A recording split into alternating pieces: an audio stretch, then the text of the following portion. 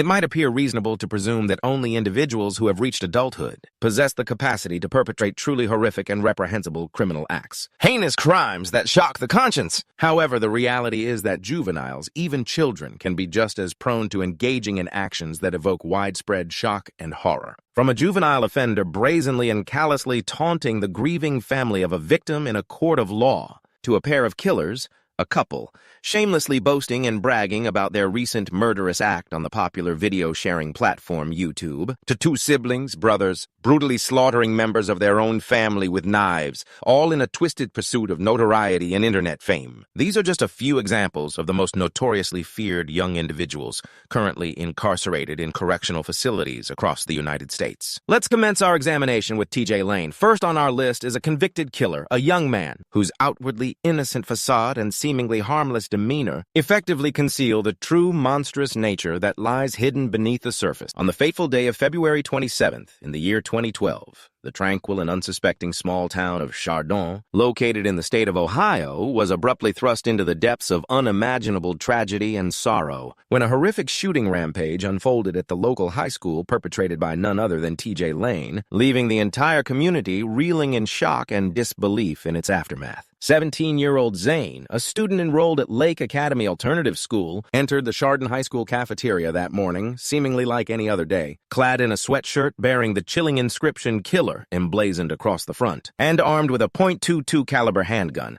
a weapon capable of inflicting significant harm. The terrifying eruption of gunfire commenced just as students were congregating in the cafeteria before the start of classes. Without uttering a single word, Lane opened fire indiscriminately, aiming directly at a table where a group of unsuspecting students were seated. In a horrifying matter of mere moments, 3 students sustained fatal gunshot wounds, succumbing to their injuries. Among the victims were 16-year-olds Daniel Parmator and Demetrius Hewlin, and 17-year-old Russell King Jr., their lives tragically cut short. In addition to the fatalities, 3 other students were also injured in the attack, with one of the wounded individuals suffering devastating and permanent paralysis as a result. Lane was not an unfamiliar face to the student body of Chardon High School. He had previously been a student there himself, before ultimately transferring to an alternative education program. The rationale behind his heinous actions remained largely shrouded in mystery, although some emerging reports indicated that he harbored feelings of being wronged or marginalized by society. Law enforcement and first responders reacted to the shooting with remarkable speed and efficiency. A courageous teacher pursued Lane out of the school building, and law enforcement officers subsequently apprehended him in the vicinity of his vehicle, which was parked approximately 1 mile from the location of the tragic incident. Follow-up investigations brought to light the disturbing fact that Lane had illegally obtained the firearm utilized in the shootings from a relative, his uncle. Throughout the course of his trial, Lane exhibited a notably defiant and unsettling demeanor,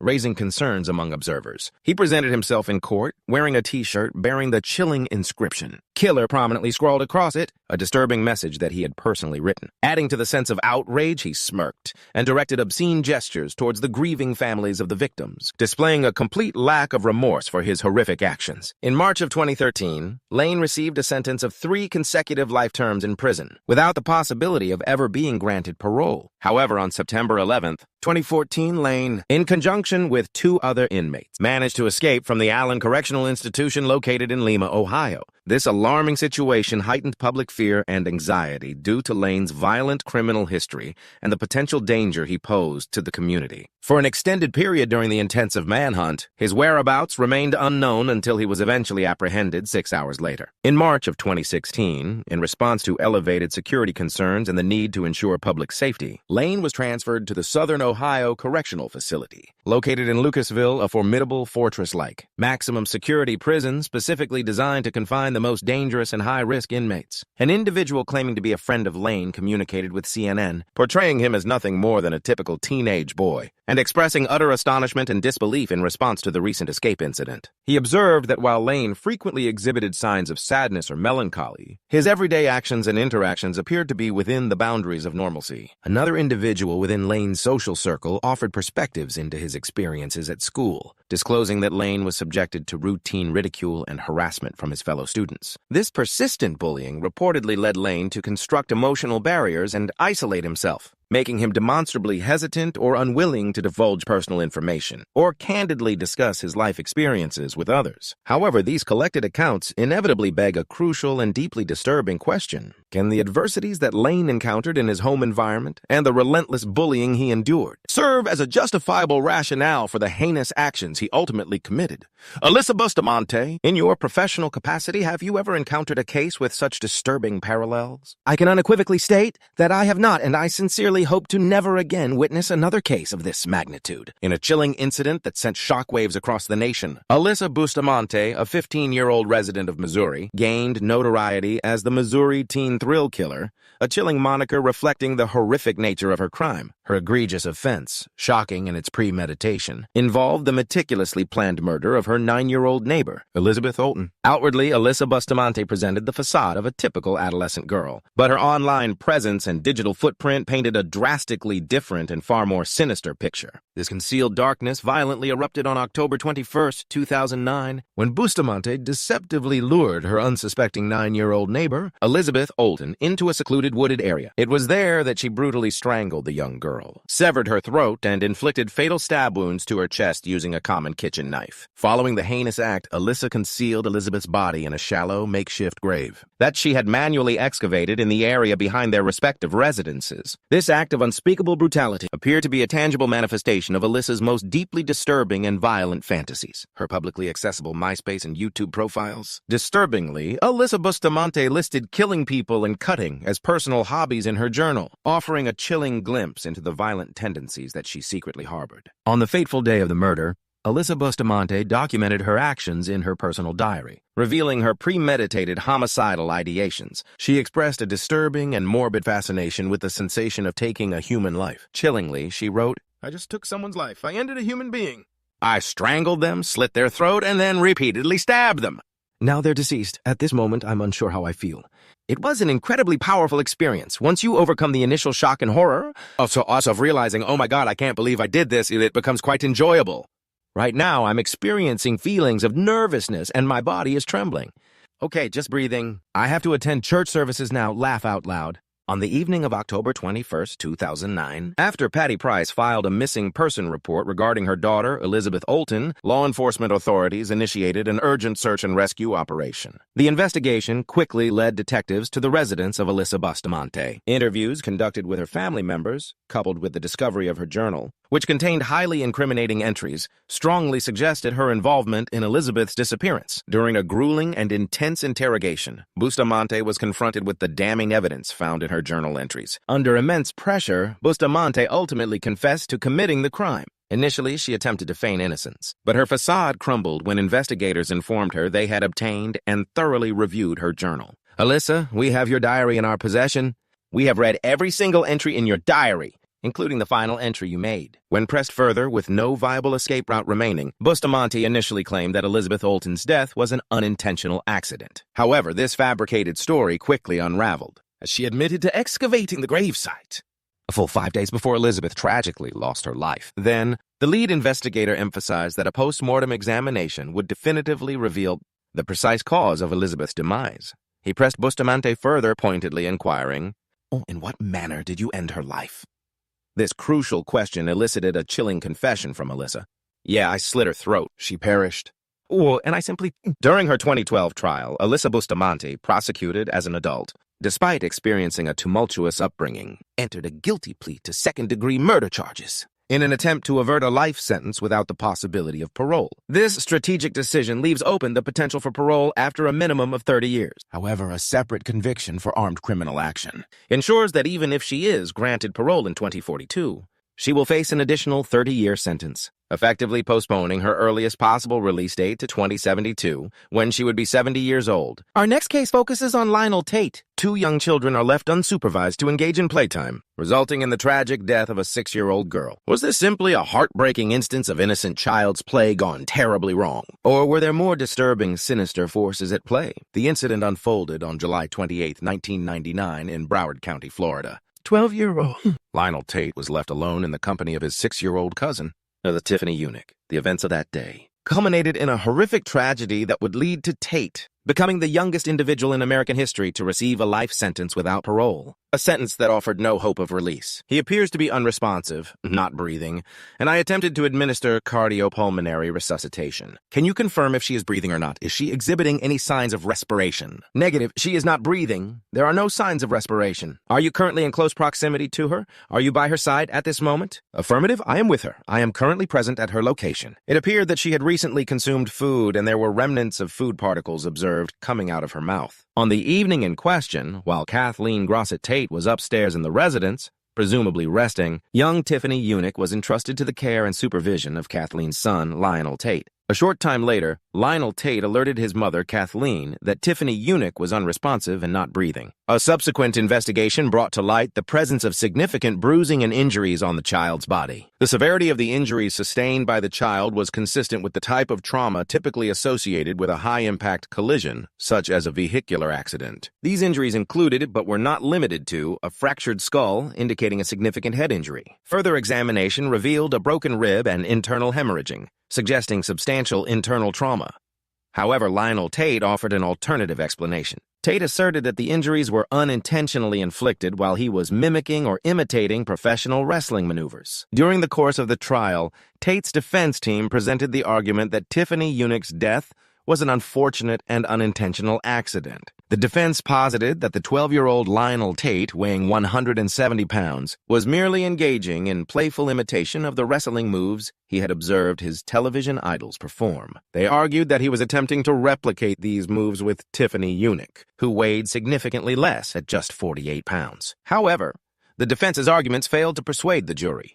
The jury remained unconvinced by the defense's claims. Their defense strategy ultimately proved unsuccessful in swaying the jury's opinion. In January of 2001, at the young age of 13, Lionel Tate was found guilty. He was convicted of first-degree murder, a grave charge with severe consequences. Under Florida law, the conviction of first-degree murder for Lionel Tate was secured. The jury's conviction did not hinge on proving intent to harm. It was based on Florida's felony murder rule. The law explicitly states that knowingly engaging in an act that is likely to result in injury to a child, ultimately leading to the child's death, constitutes child abuse and consequently triggers the felony murder rule, leading to a more severe charge. During the sentencing phase of the trial, Judge Joel T. Lazarus clarified that this specific legal rule was applicable in this case, even in the absence of concrete evidence proving Tate's premeditated intent to kill, or any demonstrable awareness of the potential for lethal harm to result from his actions. The judge presiding over the case went so far as to state that the ultimate decision regarding sentencing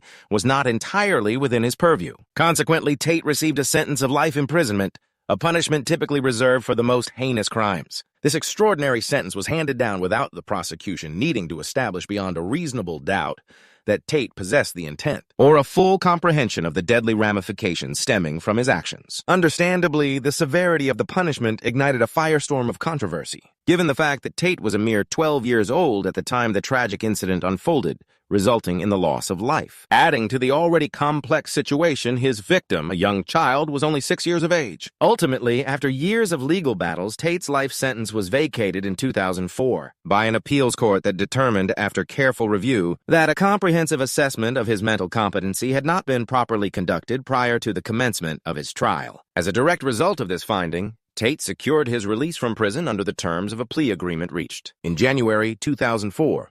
This agreement stipulated that he admit culpability to second-degree murder, a lesser charge. In exchange for this admission of guilt, Tate received a sentence of 1 year of confinement to his residence, commonly known as house arrest, followed by a period of 10 years under court supervision, known as probation. Although this legal development appeared to signal a fresh start for Tate, then 16 years of age, his unfortunate entanglement with the law persisted. In 2005, he faced serious allegations of armed robbery, further complicating his already troubled past. And in 2006, a violation of the terms of his probation resulted in his return to incarceration. Specifically, on February 19, 2008, Lionel Tate entered a plea of no contest to the charges of robbery, effectively acknowledging the accusations against him without admitting guilt. This plea resulted in a sentence of 10 years to be carried out within the confines of a state prison. This 10-year sentence was structured to run concurrently, meaning at the same time, as a separate 30-year sentence that had been imposed upon him as a consequence of violating the terms of his probation. At the present time, Tate is serving a sentence at the Charlotte Correctional Institution. In the annals of criminal justice, the Bever brothers case stands out as the most devastating act of violence and the deadliest instance of mass murder in Broken Arrow, Oklahoma. This horrific event is widely known as the Bever Family Massacre. What I am about to recount is a chilling narrative that will undoubtedly send shivers down your spine. For the Bever brothers, Robert and Michael, a twisted desire for notoriety fueled their horrific rampage, leading to unthinkable acts of violence. Detective Rihanna Russell, who conducted a thorough interrogation of the younger brother, Michael Bever, revealed in her official report that the brothers harbored intentions to claim the lives of at least 50 individuals. Their primary motives centered on achieving widespread recognition and notoriety.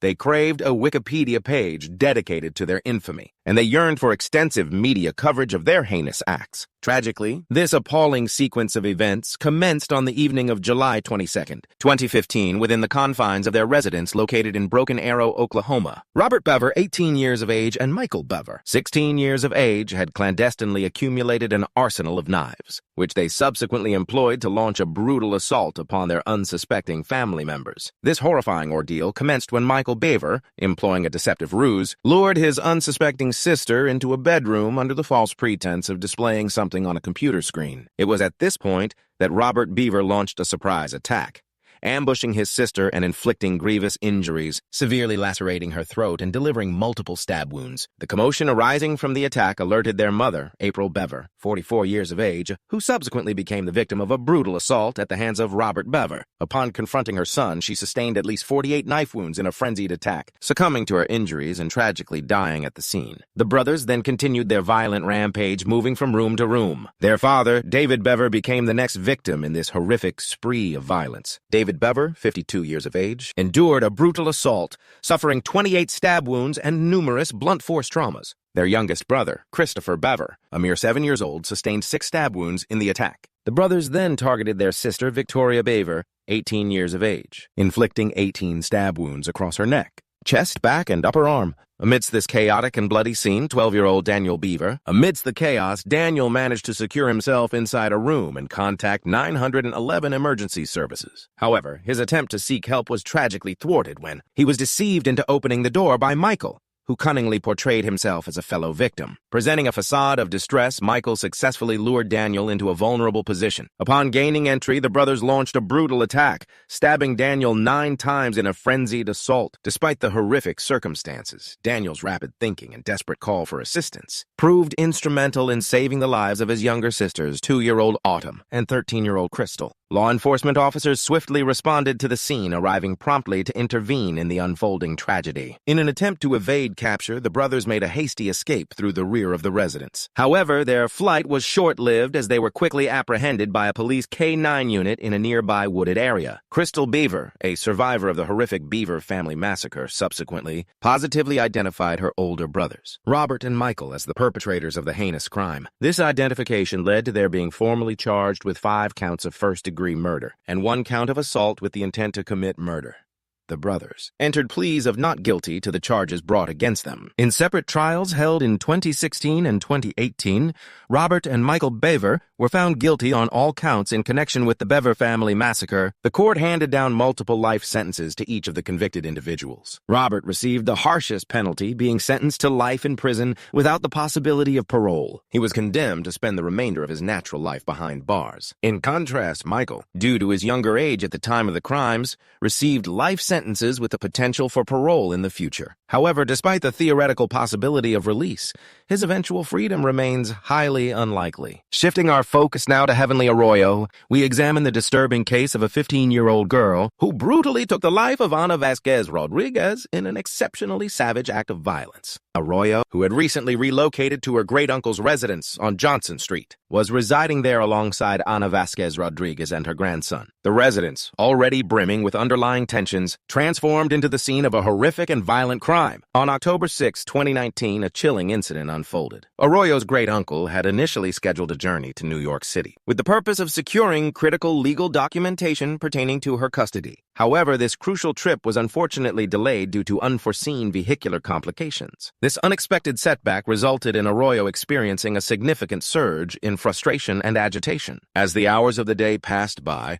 Arroyo, seemingly unable to contain her escalating impatience, retrieved a pair of sharp scissors from the kitchen area of the residence. She then proceeded to enter the bedroom of Ana Vasquez Rodriguez, where she tragically unleashed a shockingly brutal and relentless attack. Arroyo viciously stabbed the bedridden 68-year-old woman a staggering 70 times during the commission of this absolutely horrific act. The sole other individual present within the confines of the house was the victim's grandson. The young boy, completely oblivious to the unfolding tragedy, was engrossed in a video game while wearing a headset. He remained entirely unaware of the horrific events transpiring just beyond his ears. In the aftermath of the brutal murder, Arroyo proceeded to take a shower, seemingly in an attempt to cleanse herself of the evidence. She then discarded her blood-soaked clothing in a nearby dumpster, further attempting to conceal her involvement in the crime. With a chilling display of composure, she subsequently informed the unsuspecting grandson that his grandmother was feeling unwell. Upon discovering the horrifying reality of the situation, the grandson immediately contacted emergency services by dialing 911. Law enforcement officers swiftly responded to the scene of the crime. The crucial breakthrough in the investigation emerged when video surveillance footage, provided by the Fall River Housing Authority, clearly depicted Arroyo disposing of the incriminating clothing. This critical evidence directly contradicted her initial statement to authorities,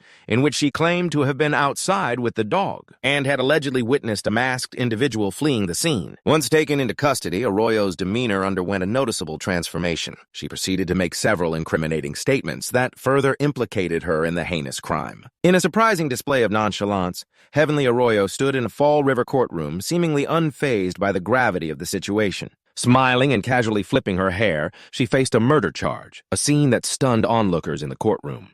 When her name was called by the court clerk, a moment of anticipation hung in the air. The teenager's unexpected response sent shockwaves through the room, leaving everyone present in disbelief at Heavenly Arroyo's demeanor. Fast forward to 2023, Arroyo, then an 18-year-old, entered a guilty plea on Tuesday, admitting to her involvement in the crime. In Fall River Superior Court, she pleaded guilty to second-degree murder, a charge that carries a significant penalty. Judge Renee Dupuis handed down a life sentence, ensuring that Arroyo would face the consequences of her actions. However, the possibility of parole after 19 years offered a glimmer of hope for eventual release. Shifting our focus to another case, Sierra Halseth's story unfolds. A central question emerges.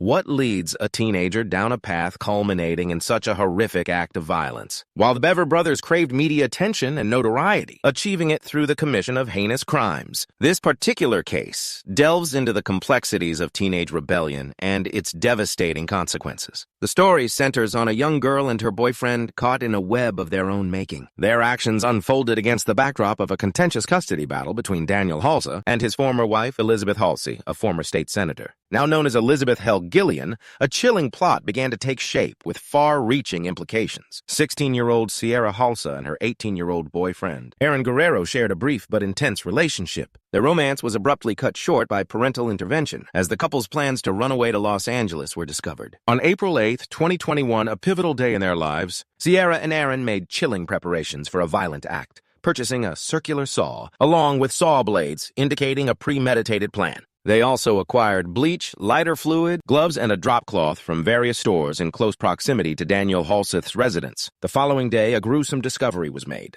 Halseth's brutally mutilated body was found in his garage. An autopsy revealed the extent of the violence inflicted upon him, with over 70 stab wounds documented. These wounds were concentrated on his head, neck, and torso, painting a horrifying picture of the crime. Adding another layer of gruesome detail to the crime, the victim's remains were placed inside a sleeping bag and subsequently set on fire, resulting in the body being severely charred from head to toe. The couple's audacious behavior extended far beyond the act of murder itself. They audaciously uploaded a video recording to the popular video-sharing platform YouTube. In a shocking declaration that stunned viewers, Guerrero made the chilling announcement. "Welcome back to our YouTube channel, everyone," he continued, seemingly unfazed. "Just 3 days after committing a homicide. After taking someone's life. Wow." Documenting their crime so openly, their attempt to evade justice proved to be short-lived. Law enforcement authorities apprehended them in Salt Lake City, Utah, not long after the incriminating video was published online. On May the 26th, 2022, the day of reckoning arrived. Guerrero and Sierra Halsey faced the full weight of the legal system for their heinous actions, entering guilty pleas to 9 separate charges, including the charge of first-degree murder, arson, and robbery. Both individuals received sentences of 22 years to life imprisonment, with the possibility of parole at some point in the future. At the sentencing hearing, Sierra Halsey offered no expression of remorse or apology, while Guerrero did express remorse for his actions. Shifting our focus to another disturbing case, we turn to Roxana Sikorsky, This case captivated the suburban community of Plymouth, Michigan with its unsettling details. 15-year-old Roxana Sikorsky, along with her adult boyfriend, Michael Rivera, faced serious criminal charges for allegedly plotting to murder her entire family. Roxana Sikorsky's story is a deeply tragic one, commencing with her adoption from Poland at the tender age of 4, alongside her 2 siblings by the Sikorsky family. Experiences of early abuse reportedly led to a diagnosis of reactive attachment disorder for Roxana, a condition that in her case significantly impaired her ability to develop healthy emotional attachments to her caregivers. At the age of 15, in October of 2014, events took a drastic turn. Roxana's life took a dark and devastating turn, falling under the manipulative influence of her significantly older 23-year-old boyfriend, Michael Rivera. Rivera, a much older and controlling figure in her life, systematically manipulated Roxana and orchestrated a chilling plot to murder her disapproving family members. These family members had expressed strong opposition to their relationship, further fueling Rivera's sinister plan. He went to the extreme lengths of providing Roxana with meticulously detailed instructions on how to execute the murders he had planned. These instructions included a disturbingly precise medical diagram, ensuring she targeted vital organs for maximum impact. That fateful night, Roxana launched a violent attack on her younger brother, wielding a fillet knife and aiming for his neck in a potentially fatal blow. Miraculously, he survived the attack. Her sister's terrified screams alerted their parents to the unfolding horror. Roxana immediately fled the scene of the crime, making her escape through a window. She rendezvoused with Rivera, and together they sought refuge in southwest Detroit, attempting to evade capture. However, their attempt to hide was short-lived as they were swiftly apprehended by law enforcement. Due to the disturbingly premeditated nature of her actions and the severity of the crime, prosecutors made the decision to charge Roxana as an adult,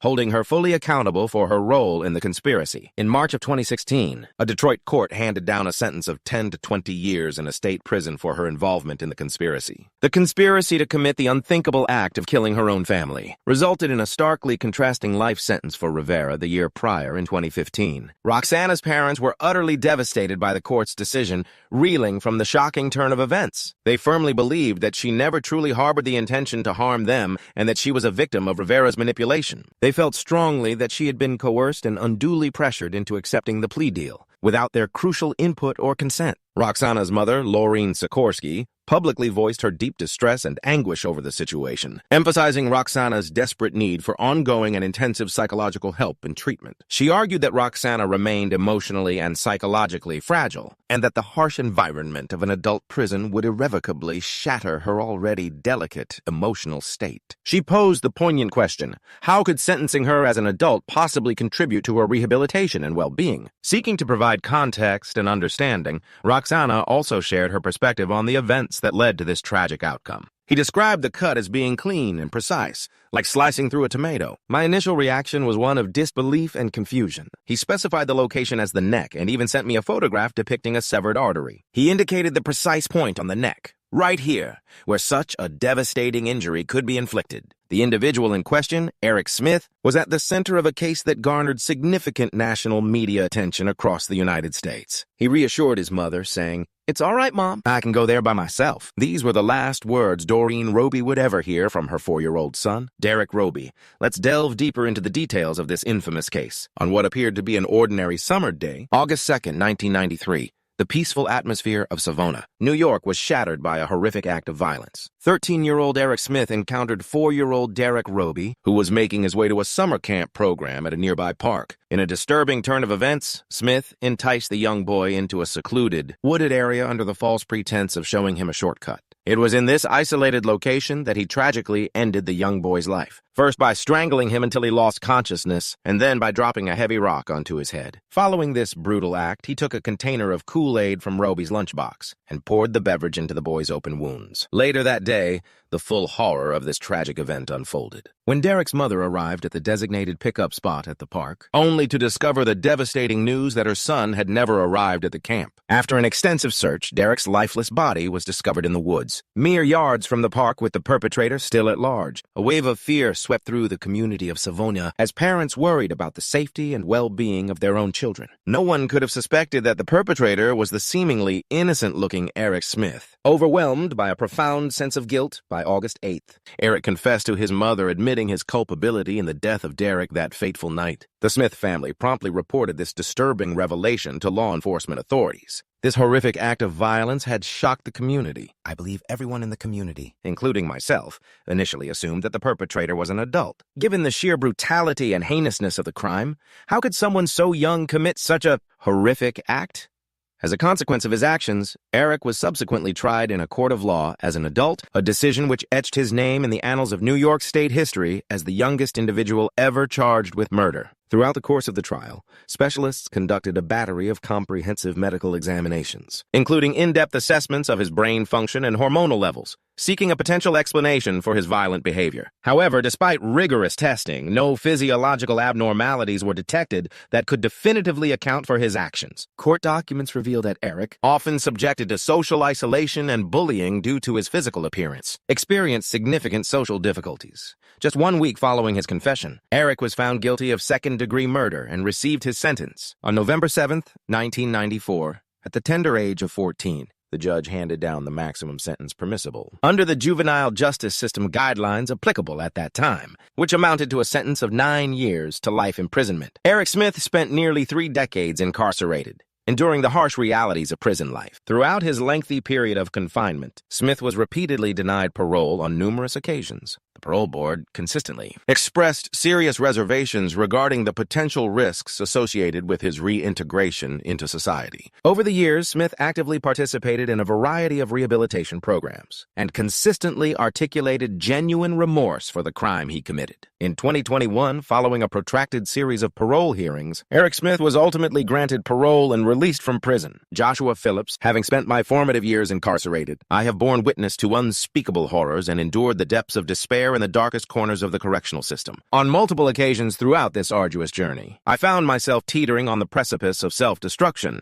contemplating ending my own life as a means of escaping the relentless torment. This is the compelling narrative of Joshua Phillips, a juvenile who entered the confines of prison in 1999 at the tender age of 15, and has now reached adulthood within the unforgiving walls of the penitentiary. His heinous crime, a conviction for first-degree murder and the tragic death of 8-year-old Maddie Clifton, which occurred on November 3, 1998, in the Lakewood neighborhood situated in the south side of Jacksonville, Florida. 8-year-old Maddie Clifton was reported missing by her distraught mother after she vanished while playing outside her residence, prompting an immediate and extensive search effort that mobilized the entire community. Flyers with Maddie's picture were widely distributed, and search parties were meticulously organized, attracting more than 400 local residents who volunteered their time, relentlessly combing the area for any indication of the missing child's whereabouts. Ironically, Phillips himself participated in the search efforts, but despite the community's unwavering dedication, a week passed without any sign of Clifton. Then on November 10th, a chilling discovery unfolded. The mother of 14-year-old Joshua Phillips observed a suspicious damp area on the floor of her son's bedroom. Upon closer examination, she made the horrifying discovery of Maddie Clifton's lifeless body concealed within the room. Overwhelmed by shock and grief, she immediately fled the residence and contacted law enforcement, resulting in her son's apprehension at his school just hours later. Within hours of being taken into custody, he confessed to the heinous act of murder. A word of caution: the forthcoming details surrounding Maddie's murder are graphic and deeply disturbing in nature. Viewer discretion is advised.